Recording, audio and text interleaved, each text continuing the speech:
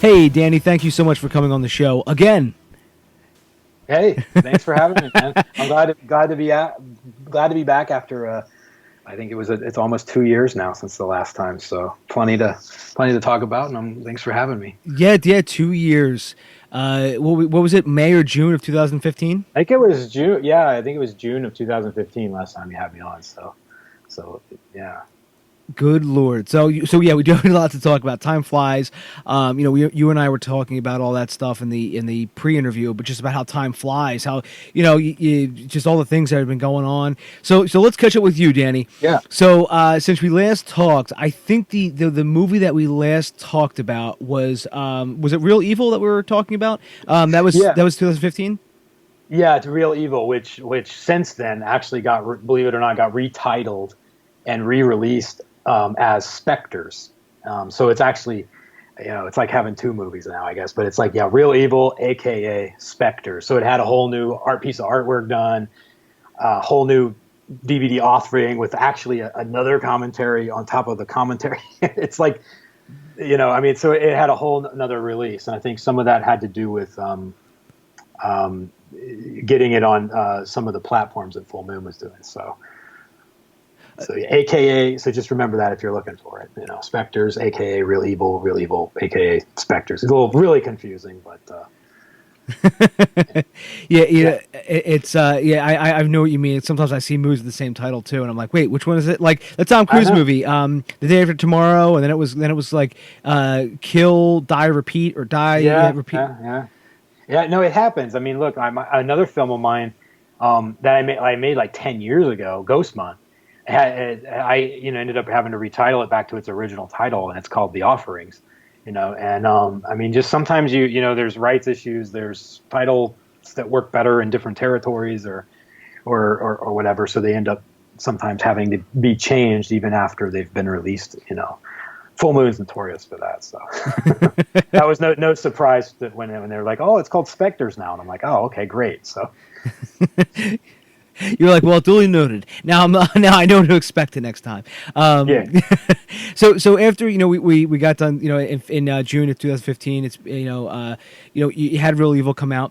So and since then you've written a book and you have a new movie out, which is Patient 7, which is an anthology movie, if I understand it correctly. Yeah. And your segment stars Michael Ironside. So I just want to talk about the book the book first.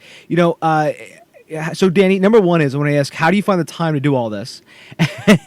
I know, right? So actually, there is no second question. That was it. No, I don't know. I mean, I think I think it's the time that you're trying to get projects made. You end up writing a book in between those times because you're just itching to sort of get something done and get something out. But since the last time we spoke, the second edition of the Filmmaker's Book of the Dead, which was my book I wrote, the first time it came out was in 2009, I think, the first edition. But I actually did a second edition, and it completely revamped the book, new interviews, new updates, all from scratch. And that actually came out in January of 2016. So since we last spoke, that one came out, and it has a whole new, it has the same bloody slate cover, and it has more of a green look to it, and then it has two fingers on the front, so it's two of these little zombie fingers on the front that shows that it's the second edition, but it really needed a revamp because the information was getting out of date since I wrote it the first edition in 2010.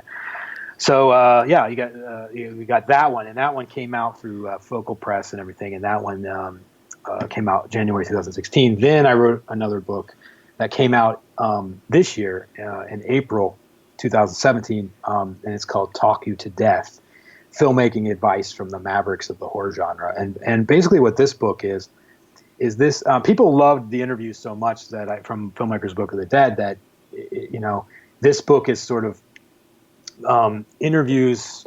It's all interviews with about 40 people, and these are all people that I'm friends with, or I know in some capacity, or that have been mentors of mine, or or whatever. And it's everybody. I mean, it's everybody. I mean, this book, I was able to interview. I interviewed Roger Corman, which was awesome. And I had Charlie Clouser, who is the I don't know if you guys know who that is. He was one of the band members of Nine Inch Nails, but he's also the composer of Saw and Resident Evil. I interviewed Mick Garris, finally, director of Sleepwalkers, and a bunch of new people. Jeff Bird, Chainsaw Massacre 3. Oh boy, there's probably too many to mention here. And yes, I just put this one book together, and it was just this compilation of 40 interviews with all of these great folks. And it was a really good resource for people who are not wanting to be filmmakers, but just people who are fans of the genre.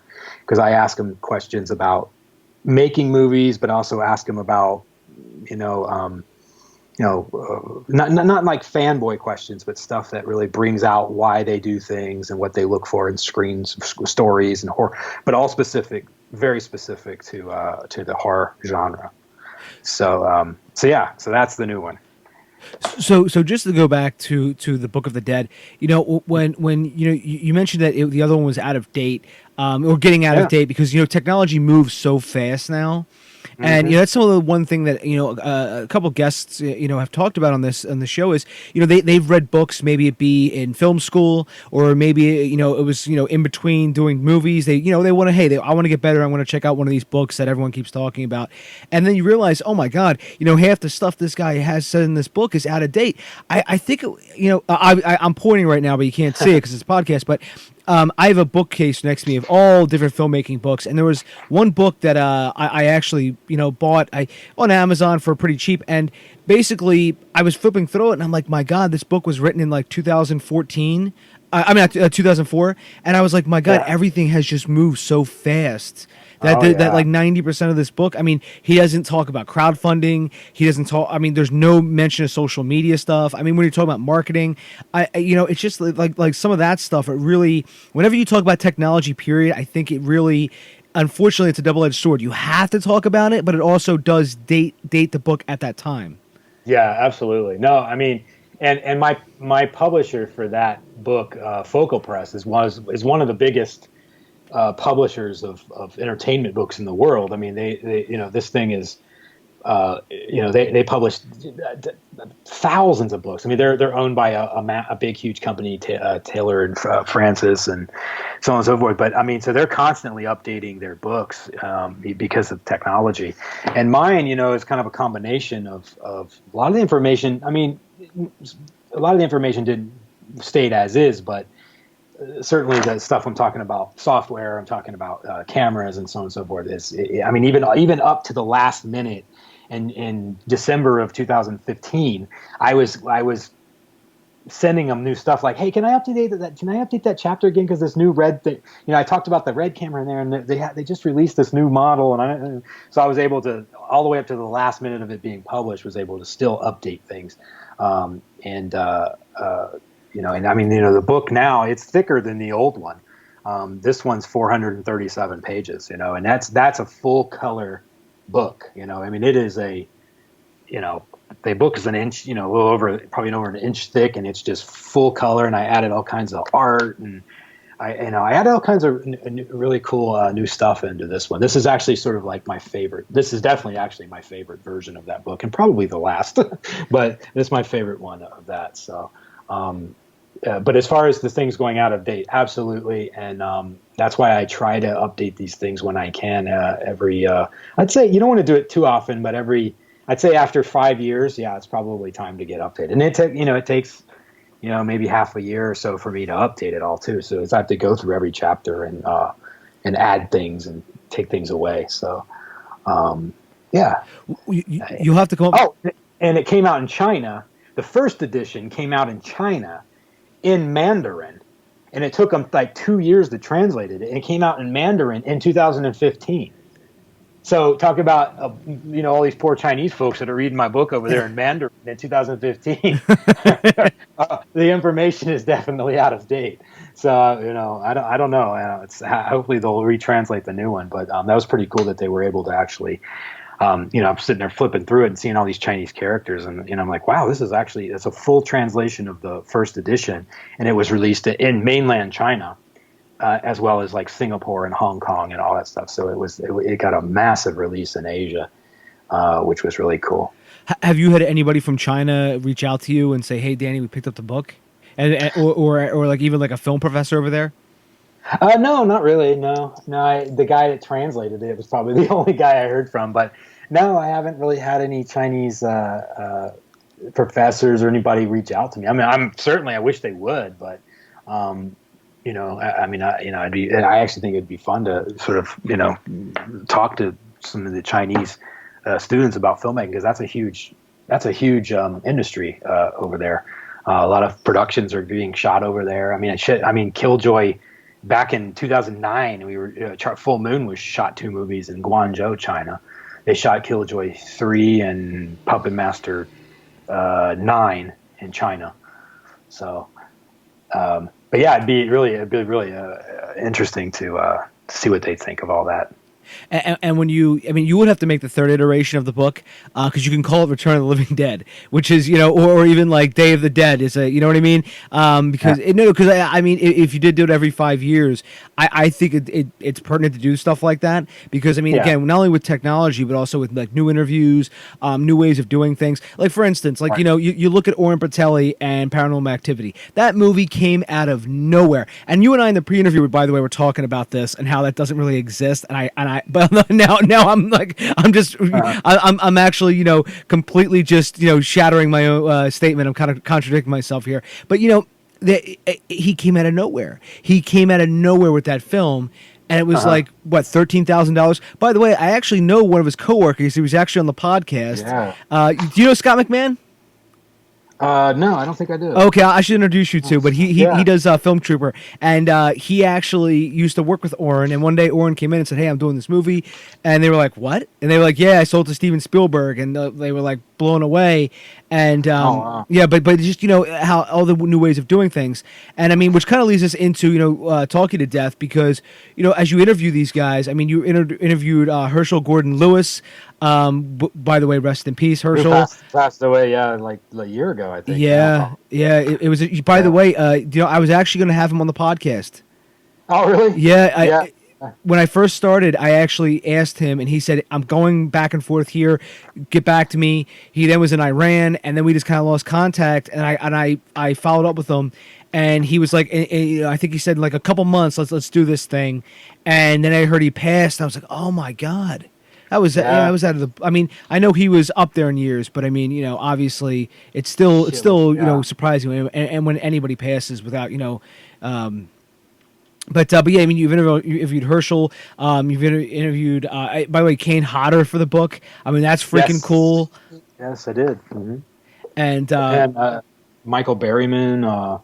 I did. Let me see. Michael Berryman, and then some younger guys like Mike Mendez, director of Big Ass Spider and Don't Kill It, and James Cullen Bresek, director of like Bethany, and Jessica Cameron, and some sort of new blood I got in there too, and then Jeff Burr, who's director of Chainsaw 3, and let me see who I did some new composers too. Charlie Clouser was really great because I'm a big fan of his work, and then I had John Debney, and I had John Ottman, and Kane Hodder. There's a lot, man. It's like there's like 40 guys in this book. But see, this is actually a book. This book is really great too, because this book doesn't go out of date. This one, because I'm not talking about what camera did you use or anything so everything that's in this book is sort of has a really long shelf life. And I think one of my favorite interviews too, I think in the book was getting to interview Roger Corman. So this book has kind of all the three, so it has the Charles Band, Roger Corman, and Lloyd Kaufman, and all the sort of like low budget sort of pioneers, so that was fun.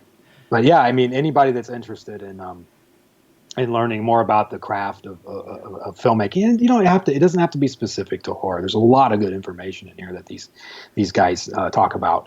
For instance, like Corman, I asked Corman what his top sort of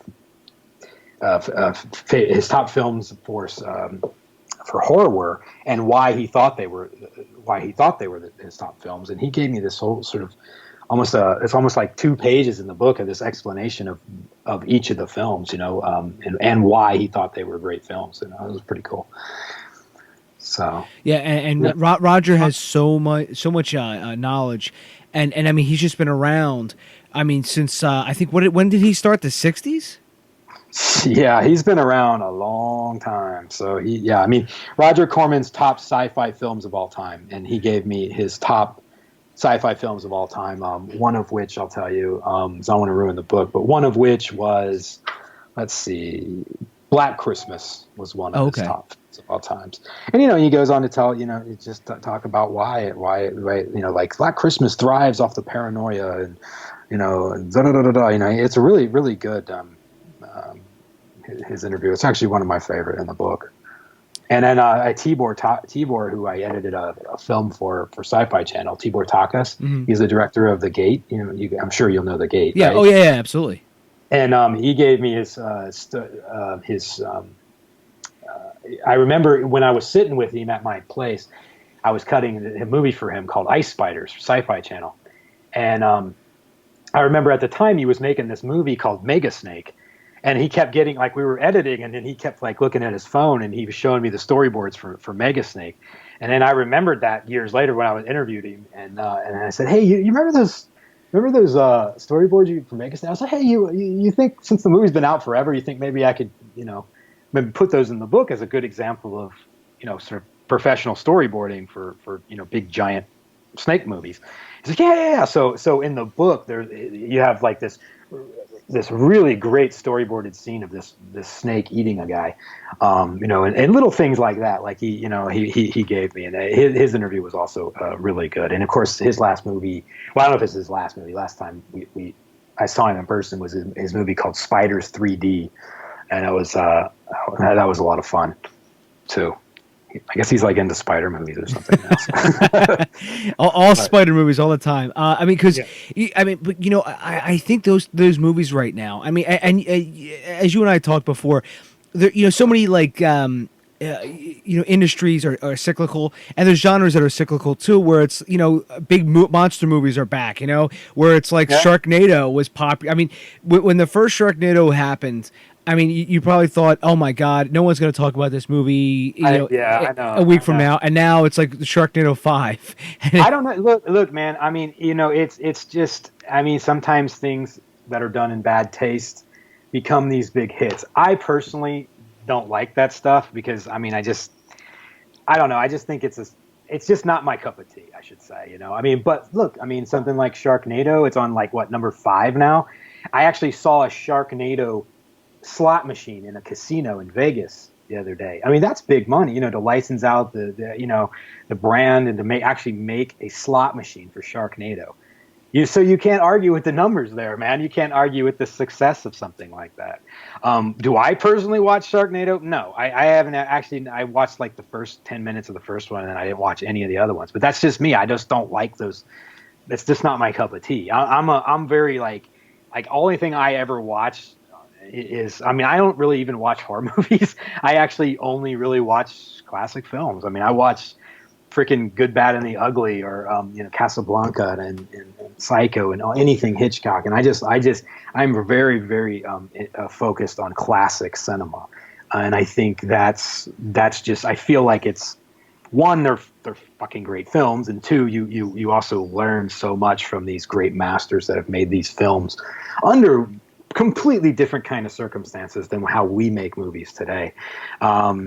So that's just me though. So, but yeah, there is definitely a resurgence of, I don't think a resurgence. There's always been sort of low budget monster movies, and they've been successful. I mean, and the popcorn Saturday night drive-in type movies or grindhouse type movies. I mean, just look at Full Moon and the shit they keep putting out. As far as like like Evil Bong. It's on Evil Bong like 9 or something now. I mean, I lost track. I'm not a fan of of those, but they keep making them, and I guess there's some sort of an audience for it. sort of talking, weed smoking bong or a ginger weed man and all this shit. I don't even know where some of this is coming from. So, it's pretty out there. I mean, you got to admit, Full Moon makes some pretty out there stuff. I mean, I made Spectres and Real Evil for him. And if you watch that film, it's not a full moon movie. And I made it because I made it for Full Moon, but I made because I don't make full moon movies. I try to make it as commercial or as Hollywood as I could. And then you really, when you watch the movie like The Real Evil, it's a low budget movie, a horror film, but it doesn't have the sort of full moon, like it doesn't have any talking dolls or anything like that in it. So, and that was always intentional. I was trying to make something a little unfull moony for Full Moon at the time. Yeah, and just to take a step back, I mean, we were talking about Roger Corman and monster movies. One of my favorite Corman produced movies is Targets. Have you ever seen Targets? No, I don't think so. It is brilliant because in one half of it, it's like the new slasher, where it's basically this guy with a gun going around basically killing people. And the other half of the movie is Boris Karloff making a sort of, he always was the monster in these movies, and he was always this menacing figure. And I don't want to ruin the movie for you, but it culminates at a drive-in so wonderfully. I mean, if you haven't seen it yet, go see Targets. I'm going to link to it in the show notes. And I mean, it is probably my favorite Roger Corman produced movie. And cool. It's brilliant. Mm-hmm. Absolutely brilliant. I should have asked him about it when I interviewed him. Say, hey, tell me about Target. Yeah. Next time, text me. Be like, hey, Dave, is there any like unknown Roger Corman movies? I'm like, yeah, let me tell you about this one. Yeah. There's a really good documentary on him for people. I mean, there's several, but there's a really good one on Amazon Prime called oh God, what was that called? Oh my gosh, I'm drawing a blank. Totally just drew a blank. It came from Kirk. It's a town. It's a part of Ireland. It's basically all the films that he shot when he had his little studio in Ireland.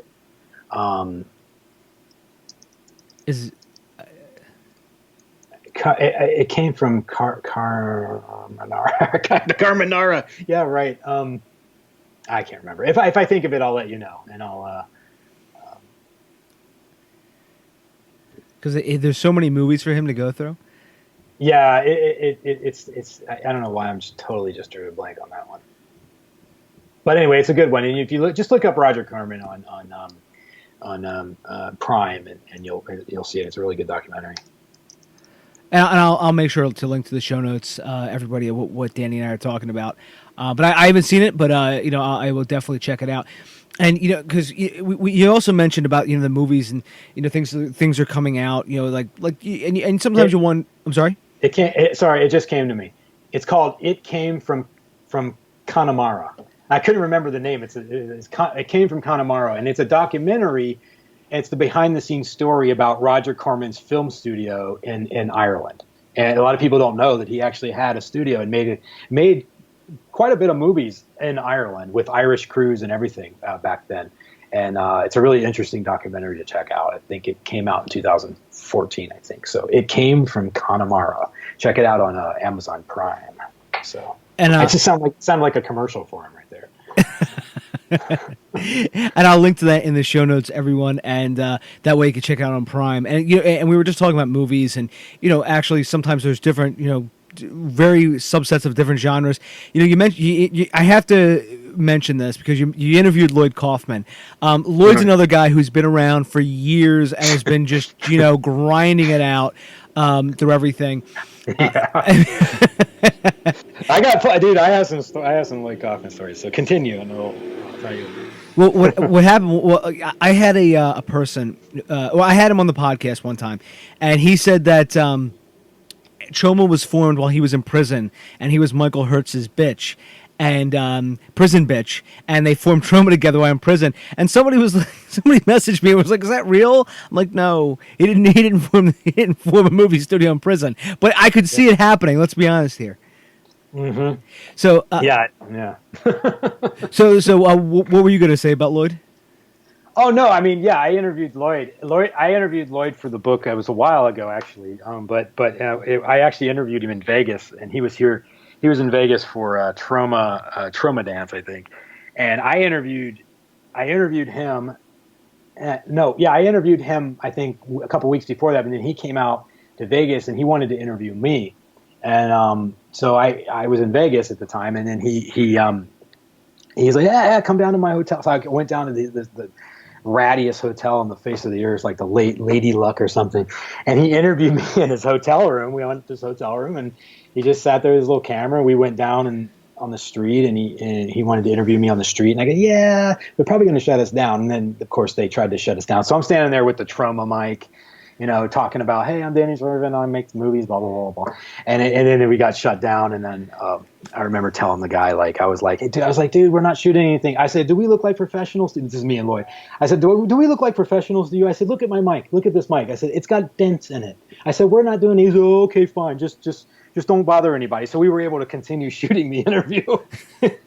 and then I talked to the guy because Lloyd is kind of like, I think he kind of gave the guy the sort of like, we're just making a movie, don't bother us. And I just kind of gave the guy the sort of nice way of letting us, because I've had plenty of police and people, neighbors or whatever try to shut us down, and usually it ended in a positive way. And in this case, they let us continue to film. So, and I think I think that video is actually, my interview with Lloyd is actually on my YouTube channel too, as well. And yeah, he interviewed me for the box set that he did, the Make Your Own Damn Movie box set.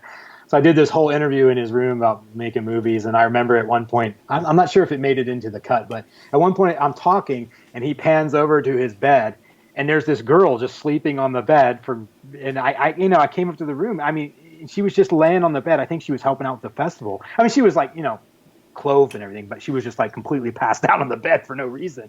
And he's like, oh yeah, she's taking a nap. And I was like, okay, that's kind of awkward. I'm going to do an interview, and in the background is this girl on the bed, like completely passed out the whole time.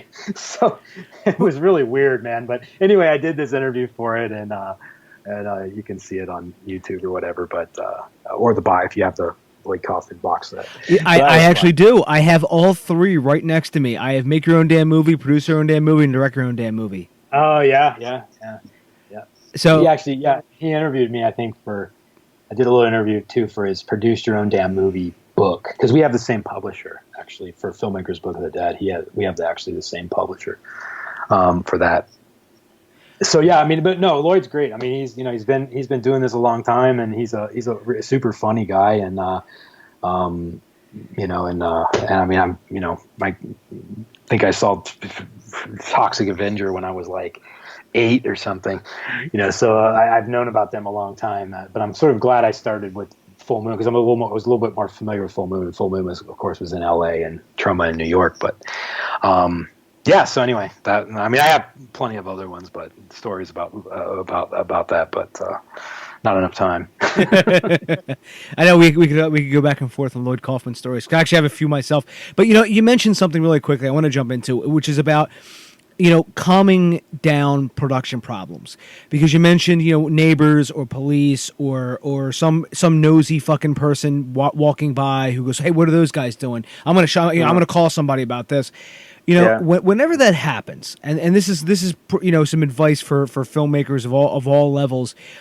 One thing I've noticed too, Danny, is before I get your take on it, I want to just say one thing I've learned is that if you come up to them with kindness and actually introduce yourself first, like if you say, oh, hi, I'm Dave, or hi, I'm Danny, and I do blah, blah, blah, this and that, and this is what we're doing here, I have noticed that 99% of the time you can calm everybody down by just doing that. Because what they're expecting you to do is they're expecting that whole like, oh, who are you? Well, I don't tell you who I am. And I mean, I'll give you a prime example. We were at a park one time in Philadelphia. Philadelphia is a very, very odd city. Let's be honest here, because they have to be so careful about everything. Because we're the 7th major city in the country. Philly has a horrible reputation for this and that and the other thing. So basically, what happened was we were at this park, and this bicycle cop came by. We were filming a freaking concert. We weren't allowed. We had no permits for this concert, and we had a monster running around, and the producer of the film went over and completely, completely just calmed it down right off the bat. And I came over, and then it was even now more calm because he introduced himself. Here's my card. We're just shooting this. There's no squibs, nothing like that. And honestly, the cop was like, all right, just as long as, there's nothing like, there's no fireworks or anything like that. He goes, I don't have, you know what I mean? Like, you just talk to him about it. But so do you have any other tips to sort of add about, calming down these whole situations? Well, I mean, I have many stories like that as far as trying to calm down the situations. But I mean, I think some of it is just, your sort of social skills, with people. I mean, you just got to look at it from other people's point of view too. I mean, if you come home and there's something going on next door, especially if you're making noises or you got lights out or whatever, you're going to be like, what the hell is going on? I think the more you let those people in on your world and almost make them feel like they're a part of it, then they'll do whatever. Then they're really on your side. But the more you sort of shut them out, and the more they're going to be like, oh, how dare those fuckers there's a stand on my lawn, and and then I'm going to call the police, and they make too much noise. But if you bring them in to your world, like, hey, yeah, this is what we're doing. We're making this little movie, and blah blah blah, blah, and then like, hey, I really appreciate you, not, depending on what they're doing, of course. Maybe you offer them a credit in the end, like, hey, special thanks credit for, not shutting us down, kind of thing. I mean, there are ways to sort of make that work to your advantage, and it's a case by case basis, but I would just say make them feel like they're heard. So if they complain, don't tell them to just, well, we got a permit, fuck off. Try to work with them in a way that makes them feel like they're heard once, and you're trying to address what the problem may be. I mean, I remember I was we were shooting this really low budget movie I did a very long time ago called Crips, and we were shooting just in LA and out on this main street in Victory Boulevard, and I had a girl dressed up like a vampire, and she was a stripper vampire, and she was walking around with her booty and boobies and everything hanging out. I mean, not out, but like she looked like a stripper walking down the road. She was clothed, but she had that sort of stripper look. And anyway, so we got a couple creepers that would sort of like drive up and just sort of stop, and then they would just stare, a couple of those guys. And then we had had the camera out, and she's walking up and down the road, and then I was shooting with Mac Allberg, who is about, at the time I was even in his 80s, and Mac was a good friend, a cinematographer and mentor of mine, and he shot Reanimator and From Beyond and Wonder Years and God knows how many other movies, House and all those films, Shocker. And we, the cops came up and they were like, what are you guys doing? Blah, blah, blah. So I just told them, I said, hey, look, and again, I don't advocate lying to the police, but in that particular case, I totally lied to them. I was like, yeah, I'm making a student movie. And this is my professor, because he looks, he's in his 80s, vampire movie. And then the cops were just kind of like, oh, okay, well, it's, as long as you're not, a movie, huh? Vampire movie, huh? And I said, yeah. He said, oh, my wife's an actress. I go, oh, really? I go, has she been in? He's like, yeah, she was actually in a vampire movie. I go, really? So we started talking. I started talking to this cop about it. And at the end of the conversation, the guy gave me his personal phone number, the cop, and his card. And I said, hey, maybe we can put you guys in a movie at some point, like maybe just a squad car or something. He's like, yeah, absolutely. Give me a call. And that's how it ended. And I got the shot and move on with the day.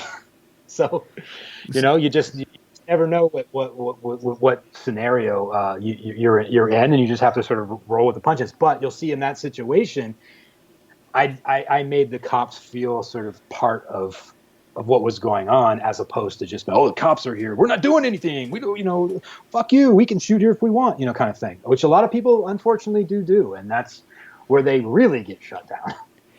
So yeah, and it also just creates a bad atmosphere in general, because it's just, whenever you do something like that, it just creates, and then all of a sudden now everybody else is paying the price because now everyone else has to go home just because you think you're right. Like, oh, I'm ready for a fight. Somebody, you know what I mean? It's like it's that type of like prepping for a fight. You should never they go into a situation ready to fight, ready to argue, ready for like a conflict. I mean, and people like that, shouldn't even be upset anyway. You got to get people like that out of there as soon as possible. No, and that's not good. That's not good producing. I mean, that's not good directing either. Is to come back. I mean, you have to, just like you would collaborate with other departments. You also have to collaborate with the general public when it comes to shooting on location or anything that involves your production interfering with their daily life. I mean, and I've been in situations where people have shot BB guns at us, because the producers, kept telling them to be quiet, and that's just not how you do it, man. And they were shooting BB guns at us. I've had people turn their lawnmowers on and keep mowing their grass for hours on end because they knew that they were disrupting the sound that was going on next door. And sometimes money can fix those things. Most of the time, they can, and what we call courtesy payments. And and if you're living in LA, you probably run into a little bit more of that. But when you start to go out of LA, you don't have that. Most people are just happy that you're, somebody's making a movie and they're cool with it. But you think you get more of that kind of stuff in LA, or in New York. Well, I mean, the BB gun thing is that's a bad situation to be in. Oh yeah, I know. Those guys were pricks. I mean, they were on top of the roof, and and all of a sudden you kept hearing this, you like this, and then they were up there shooting BB guns at the production crew, because I wasn't there when the AD, I think it was the AD, went over. One of the producers, somebody went over and asked them to be quiet. You don't go to somebody's house and just ask them to be quiet, because that's going to piss them off, especially when, it's probably just a gang of rednecks that live there and they get up on the roof and, hey, let's shoot these BB guns at these people that told us to be quiet. How dare they, And yeah, I mean, then you got a bad situation where you're out there shooting and somebody's shooting at you, but literally not in a good way. And I remember that, man. I was like, what the hell? You kept hearing dings, like they were hitting the trash cans and stuff. And I'm not sure if anybody actually got hit. I think they were just shooting it around us and stuff. But still, I mean, it was pretty crazy. And this was in Burbank, So, yeah, it was an odd situation, There's a whole nother book to be written about that. Yeah, because there's a book idea for you, Danny. Production issues, and that requires a whole different set of skills. But that's actually a really good book idea, by the way. So if you wanted me to put a seed idea in your head, there it is. There you go. Because I don't think there's a book like that out there. And trust me, I know I have a ton of books. Right. but I'm telling you that would actually be really, really cool. And you could talk to people about, like, what was their worst production problem and how did they solve it.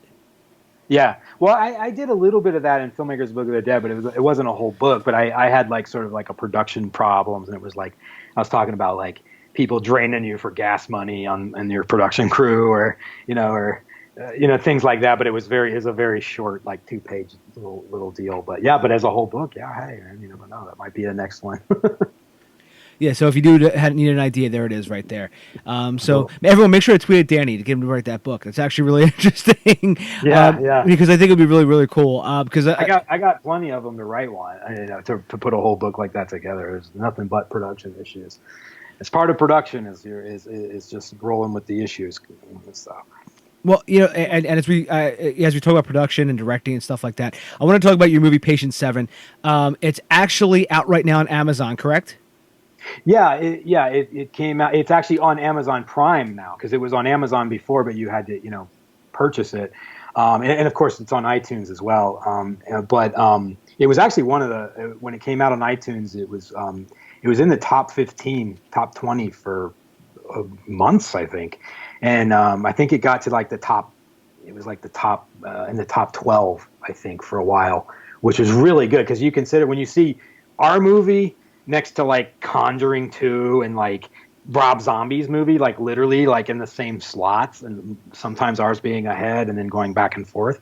It's pretty cool, for an indie film to have that sort of cover. So yeah, I mean, Amazon, iTunes. It's on all the platforms like Vudu and all that stuff. But I'd say most people are probably going to end up seeing it either probably on iTunes or on Amazon Prime. And so if you're a subscriber now, you can check it out. So. And obviously, I'm going to link to it in the show notes. But I want to talk more about Patient 7. It's an anthology film. And you actually have your segment where you had Michael Ironside starring in your segment. So I wanted to ask, first, Danny, how do you get you as a filmmaker? How do you get pitched something like this? How do you get pitched? Patient 7. Meaning, does somebody contact your manager first and say, hey, we're putting an anthology movie together, or was it the reverse way where you were kind of more like you were like the engine pursuing, pitching this anthology around? Well, actually, this project came to me.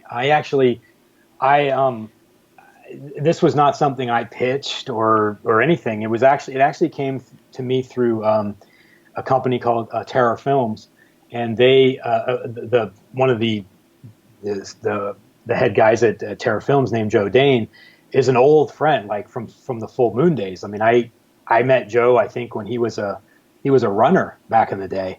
And we just sort of stayed in touch, and he ended up producing films for Charlie Band, and then he ended up sort of going on to his own production company and making movies on his own, and so on and so forth. And we just stayed in touch over the years, and I got a call one day, and it was kind of like, hey, Danny, would you be interested sort of in directing this project that they had already, it was their brainchild, their script, their everything. And I literally came on as just the director to direct this thing. And I said, I read it and I was like, yeah, absolutely. This could be really cool. So, and the rest is history. So, no, it had nothing to do with me pitching it or going through agents or managers or anything. It actually came to me. And this is important. This is one of the reasons why relationships in this business is very important. I mean, this is a relationship, that I'd say from the time I first met Joe to the time that he hired me to direct the film for their company was probably the span of, oh gosh, I don't know, maybe 15 years, I would say, which is, that's a long time. So, you never know. I mean, I have, there's people that I met that were doing, jobs that were like, assistants and stuff that I ended up hiring later on to do, more, would be a department head or my manager now I met when he was, a long time ago, so, relationships are always important in this business, so it's very important to keep your reputation good and to do what you say you're going to do and do a good job of what you're going to do and just stay in touch with people. So. Yeah, and that's what we always talk about on here is not burning bridges, and there's so many times where people egos can get in the way. Sometimes we say things we don't mean, and then sometimes you just go overboard and you're like, oh my God, why'd I say that? Oh shit. A lot of times, as we talk about, working with different people and, working with different people both behind and in front of the camera, people talk, and I've had people come to me and said, hey, Dave, how about this actress over here? What would she like to work with? And I, flat out, I'm like, I'm like, oh, no way would I ever work with her again. And, it just happens. I mean, people who've listened to this podcast know I've had my share of bad experiences, but as long as the good outweigh the bad, you want to keep going. When the bad outweigh the good, you're like, why the fuck am I doing this?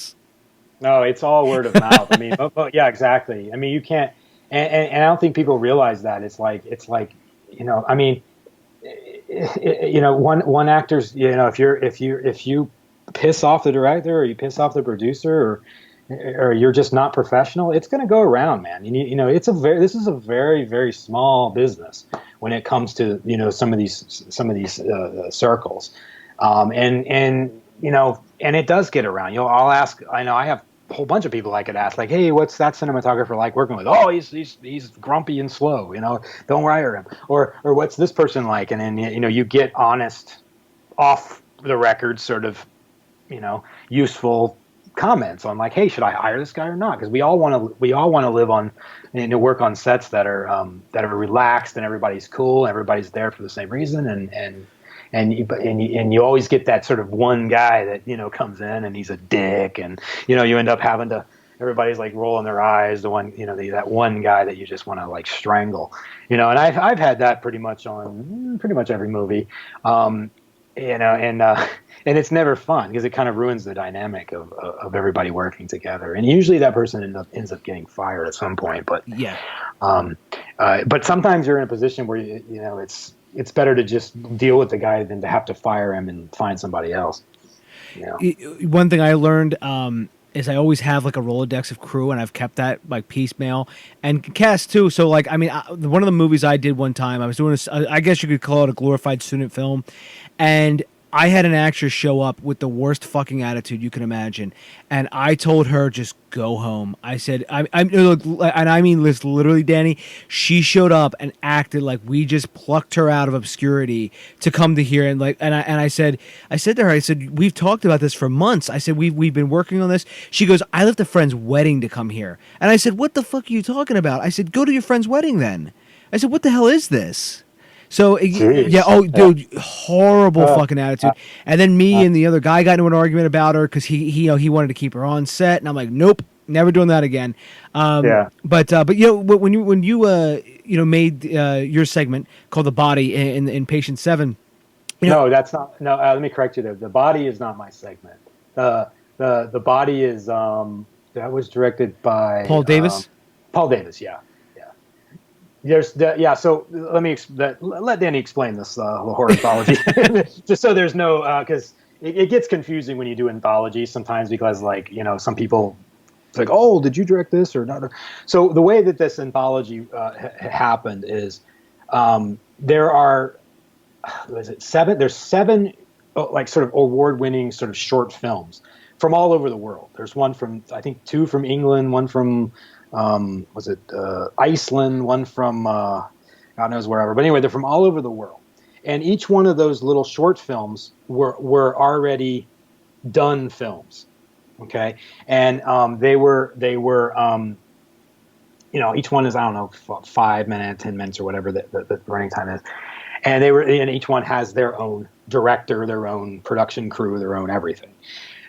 Patient 7 is the overall sort of wrap around that ties all these short films together into one cohesive story, and that was the segment I directed, which is pretty much it's a movie because it's 60 minutes of the entire film is my segment, whereas the other directors' segments are only really like 4 minutes, 5 minutes, thing. So I directed sort of the 60-minute big giant wraparound master story.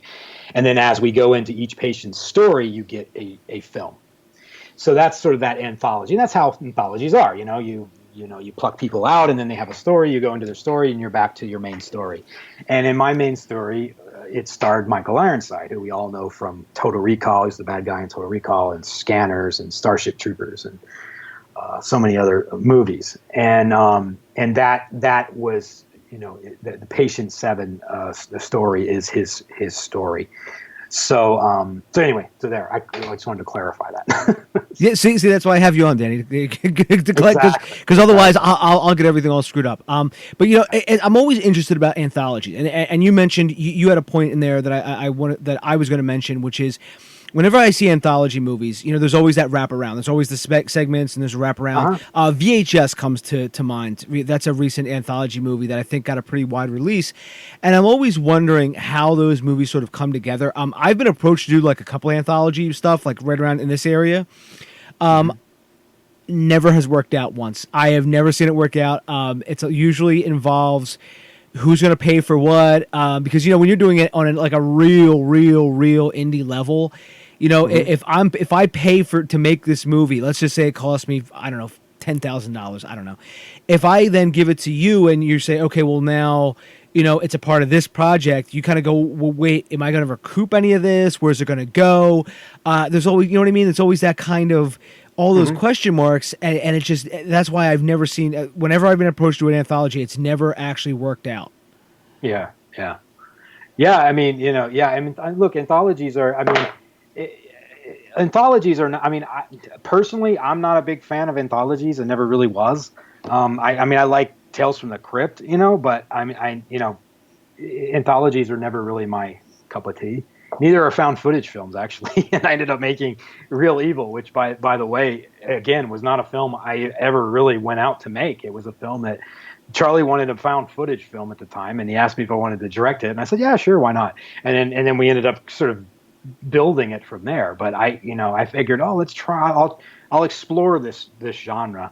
I just never want to say no to a certain genre, because if I haven't done it, who knows? Maybe I'll like it, And I never did found footage, so I ended up doing that one. And then I never did an anthology, so I ended up doing that one. But as far as like anthologies, I mean, they're like what is it, the all female anthology? Ivanka Kovac. Ivanka, yeah. And hers is out, and there's been a couple other ones since then. Yeah, I mean, I don't know if it's a thing or if it just at the time or what, but there was, I mean, Southland, I think, was another one. Mm-hmm. There were several anthologies coming out when we were in production on that one, so but the difference is those it was sort of like they were all made at the same time, whereas Patient 7 was existing films that were sort of in there, and which makes the filmmaking a little harder, because you sort of have to write the script around the existing stories that are there, and sort of almost work backwards. Yeah, and that's what we did, and it was fun. I mean, look, I mean, I had got to work with Ironside, who we had we were throwing around a few other names. There was like, oh, let's get Bruce Campbell, and let's get Robert Patrick and stuff. So, but we ended up going with Michael Ironside, which was pretty cool. And then the rest is history, man, on that one. So, and it's from what I was only the director on that one, so I don't know. All I know is that it was in the top of the charts on iTunes, which was really great, seeing it next to movies that cost millions of dollars. And it was it also got a little bit of a Redbox release, and now being on Prime and all the other platforms and stuff. So if you like anthologies, because it's not everybody's cup of tea. Some people don't like the little story. Some people just want one movie, one story, that's it. But if you like the sort of short story format, and you want to get sort of like 7 very different movies, I'll tell you. I mean, each one is very different. You should check it out. Yeah, and with we're talking about Tales from the Crypt and stuff like that. I remember Creepshow was one of the first anthology films that I ever saw. Oh yeah, and it was obviously it was just fantastic. Directed by the late great George Romero. But just to get back, Danny, I wanted to ask too. As you sort of evolved over time, as every director does, what are some of the tips that you can give people for like working with actors and stuff like that? I don't think it's something I talk enough about here. We always talk about cinematography and production, this and that. So, just because you have a lot of films under your belt, what are some of the things that you've learned about, just working with actors and doing different scenes, doing different takes, stuff like that? I used to, when I started out, I used to struggle with that, with actors, because it wasn't that I wasn't afraid to talk to the actor. I just didn't think at the time when I was starting out, I knew how to talk to the actor. And the person that really helped me with that was Stuart Gordon, and he comes from the theater background, and Stuart's amazing with working with actors. And he gave me, he gave me a lot of advice. He helped me out and as far as working with actors. And ever since then, it sort of changed everything.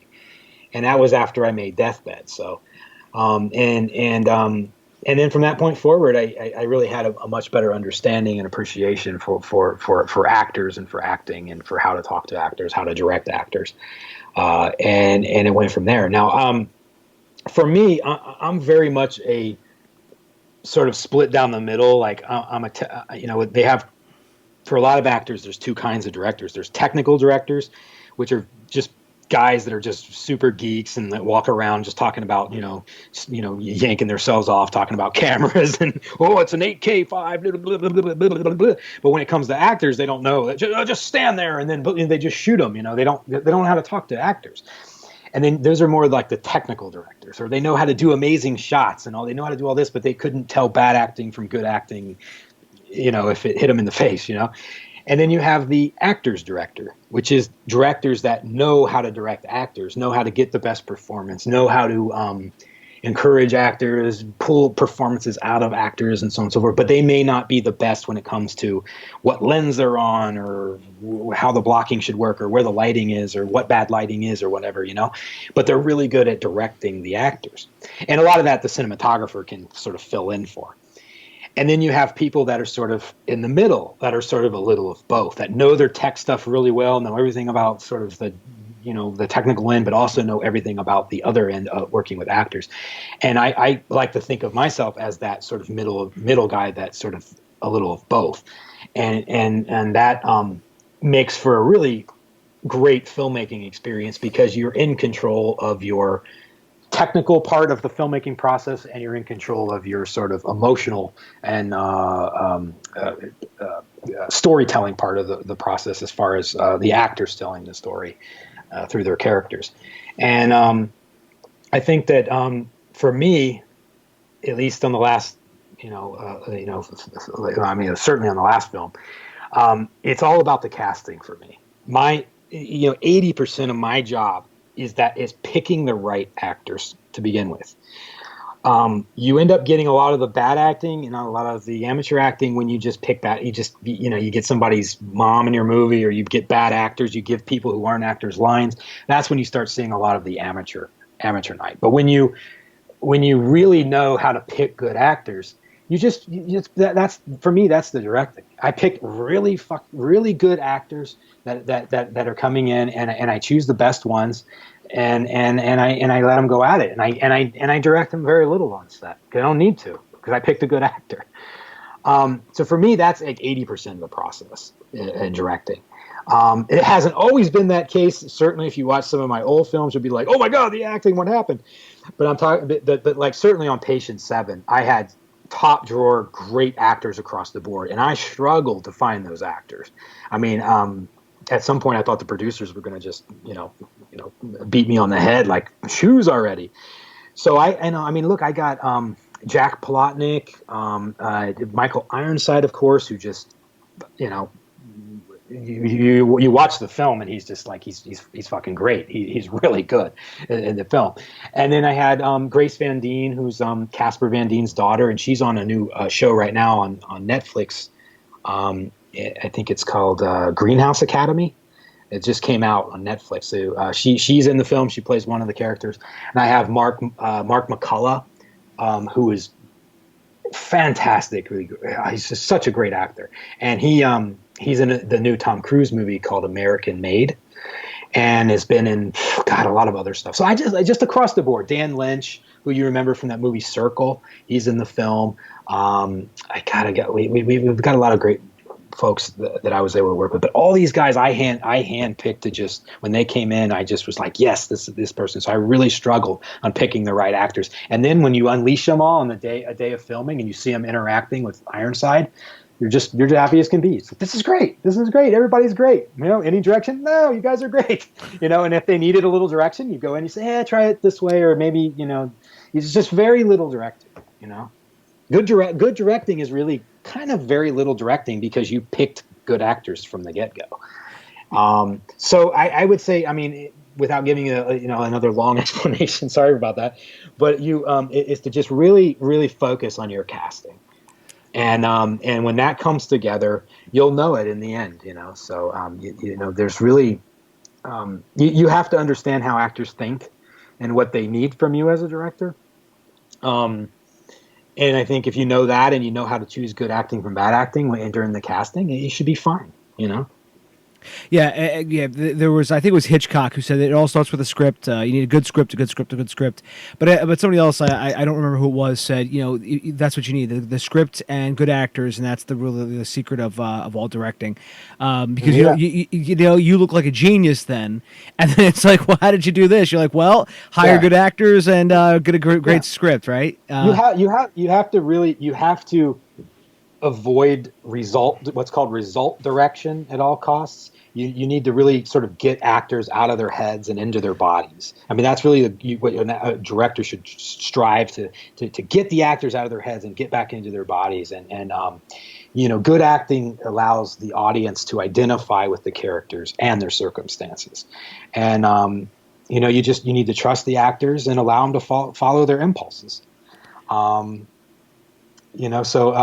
it really comes down to that, Yeah, I result directing. I remember reading that in a book before, where it's like the whole be angry, you got to be angry. No, yeah, that's horrible. Yeah. Look, actors do you have a lot of actors that listen to your podcast, or more directors, or? I would say more directors.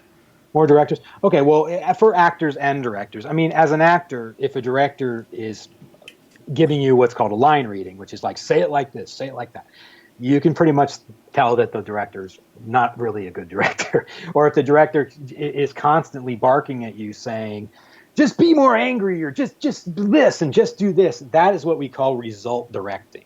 That is because you're asking the actor to just give you a result. Be angry, be sad, cry, all this stuff, like they're a marionette, or they're a puppet that you're just trying to make do what you want them to do. You got to remember, an actor is a human being. They have their own body, their body is their instrument.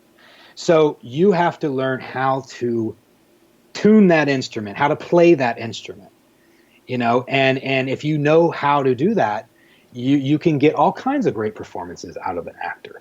But if you just give them a result direction, you're always going to get a result. They're going to do it. They're going to be like, oh, you want me to be mad? You want me to be madder? Okay, great. Here it goes. I'll be madder. And then it starts to look like they're acting, because that anger is not coming from a place that is truthful.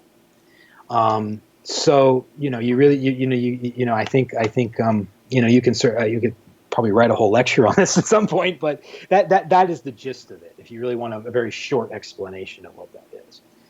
So don't bark commands at your actors. Give them. You have to give actors playable direction. And playable direction is things that they can actually for instance, you could say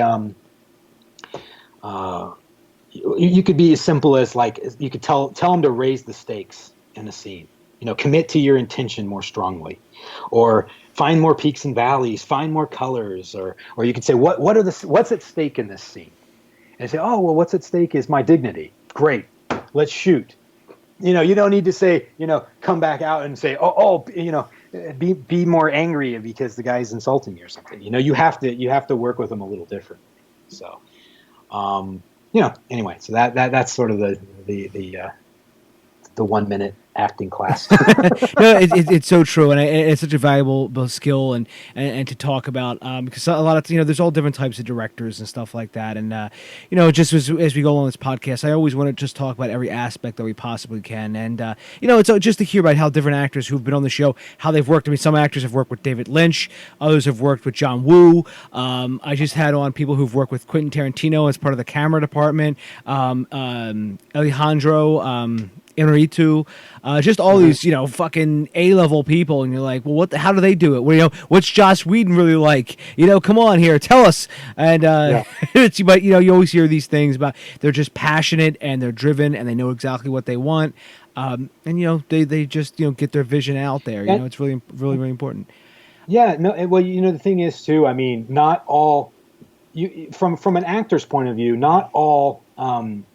A lot of actors can decipher what a director giving them result direction is saying. So because not all directors have that understanding of their craft, of the actor's craft, to be able to communicate that way. But a lot of really good actors can sort of make that translation and say, oh, the director wanted me to be. He just told me to be, to be sad be a little more sadder during this moment. So they're able to take that and translate it into something that they're able to express through their instrument as an actor. Do you see what I'm saying? Yeah. So they're a lot of really good actors are able to get bad direction, really, or get sort of result direction, and then able to sort of translate that into a playable direction for themselves. So they're able to make those adjustments, and they don't even say anything about it. They're not like, oh, that's a bad direction. Don't that's a horrible direction. Don't give me that direction. They don't say anything. They just say, oh, you want me to be sadder? Okay, I think I can do that. And then you'll see them think for a minute, and then they'll do it, and then they're great. And then the director thinks, ooh, I must be a really great director because I said be sadder, and he did it, and great. But what they missed is the actors who translated that into something that they were able to play or express or through their performance, and all of that credit really should go to the actor. So, but so yeah, that's my 2 cents. Danny, it's been amazing talking to you, sir. We've been talking for over an hour now, including the pre-interview. Okay. So just in closing, Danny, where can people find you out online?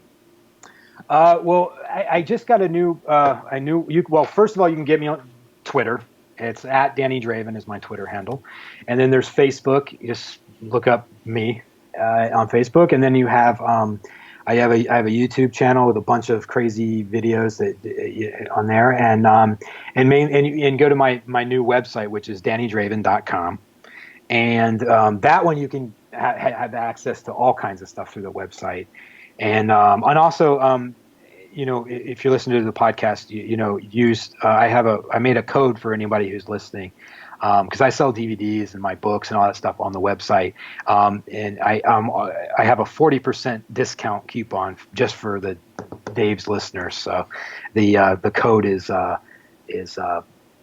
Bullis Podcast, and just if you're buying a book or a DVD on the site, use the code Bullis Podcast, all one together, and that'll give you 40% off of anything on the site. So. And that's basically where to find me. And I'm pretty active on social media. So if anybody's reaches out or has a question or tweets or whatever, usually I'll respond. So I try to anyway. I mean, you have so many followers on Twitter. I'm like really, really jealous. I'm like, God damn. Because you have 35,000. I was blown away. Yeah. Well, I've been on Twitter since 2012 or something like that. I kind of came in a little later, but yeah, 2012. But yeah, I'm very active on both Twitter and Facebook primarily. Oh, and Instagram. I'm on Instagram too. It's Danny Draven Official. Danny Draven Official, because there's a wrestler or something using my name. So bastard, you have to take him on. I know. And I'm pretty active on the Instagram too. So yeah, any of those, you can check me out. And hopefully there'll be another.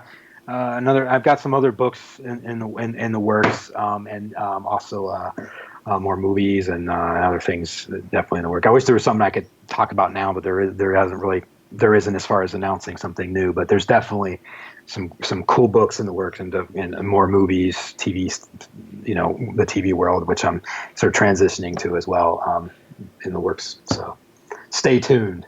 So hopefully 2 years from now when we talk again, there'll be some major updates. 2019, my God, I can't even fathom that. Thinking beyond 2 weeks anymore for me is beyond impossible. Because people ask me to hey Dave, what are you doing 6 months from now? I'm like, how the fuck am I supposed to know that? Seriously. Yeah, I know. I go, do you realize because you have a schedule similar to mine. I'm like, you plan for stuff like that unless it's a huge someone's getting married or something. And even that's dicey. But anyways, I could talk to you all night, Danny. It's everyone. I will link to everything Danny and I talked about in the show notes. I will link to all of Danny's products. And again, that coupon code is Bullis Podcast. Thank you so much, Danny, for 40% off. Everyone, It's DaveBullis.com. Twitter, it's at Dave_Bullis. Follow the podcast, too, at DB Podcast. Danny Draven, thank you so much for coming on, buddy. Yeah, thanks for having me again, man. And my pleasure. And let's talk again in 2 years. Yeah, okay, cool. Sounds good. See you, buddy. All right, bye. Find Dave at davebullis.com. Please make sure to subscribe and share the podcast.